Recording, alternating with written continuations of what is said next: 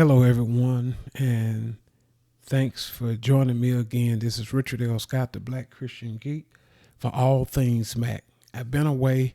I checked my account today, and I'm like, oh my God, it's been like 9 months since I've uploaded anything. And you would think like we're in the midst of a pandemic or something.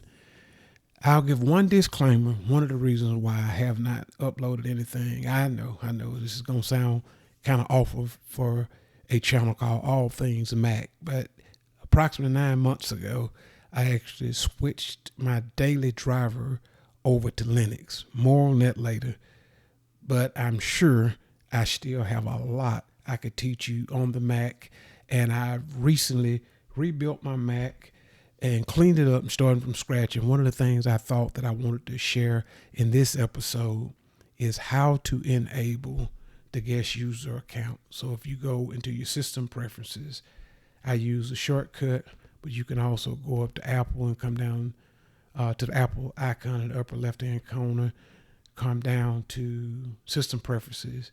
And then if you go to users and groups, unlock your account.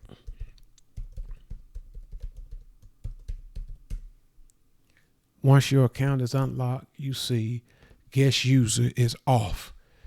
You simply put a check mark there to say allow guest users to log on to this system. It then enables it. It also sets a flag for limit adult websites.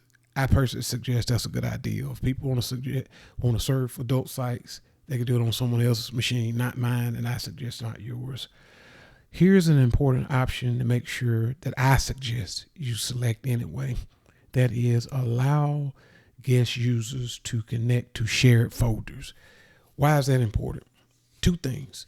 The whole purpose of having a guest user account is I personally don't like to allow people to use my machine anyway. But if I do, never logged in as me because I have my own personal files and things that I don't want anyone else to stumble upon or to get into.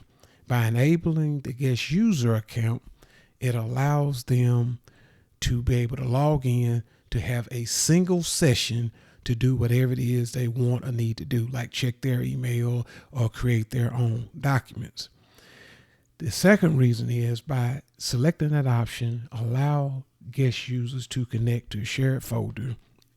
If we go into Finder, if you go up to the Go option and come down to Computer, the local hard drive users, you see I have my account, now the guest account, and you also have a folder called Shared. In this shared folder, if you have multiple users on your computer, say if you're sharing your computer with your children or with your spouse, the shared folder is a place where all of you all could have shared files or data that everyone on the Mac can access. In this instance, the guest user would be able to save information into the shared space. Why is that important? Great question.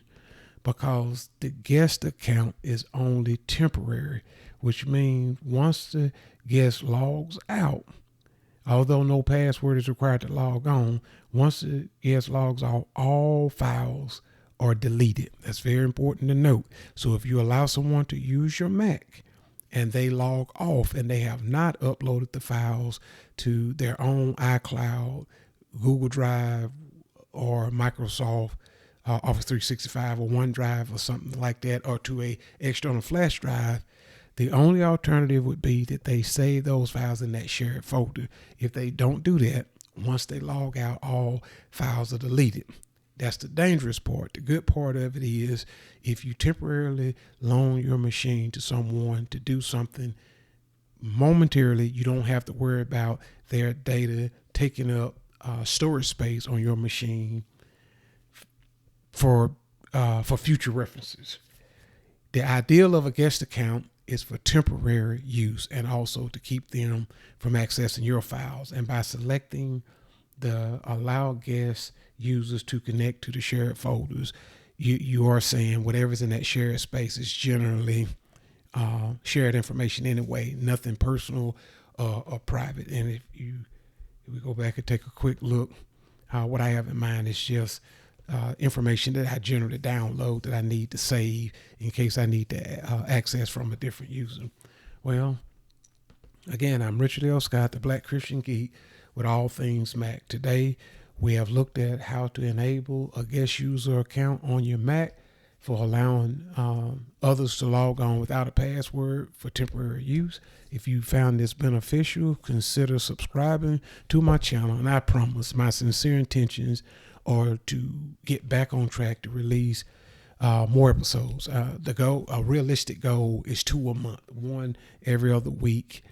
And consider giving me a thumbs up. If this wasn't beneficial to you, hey, give me another shot. Again, God bless and thanks.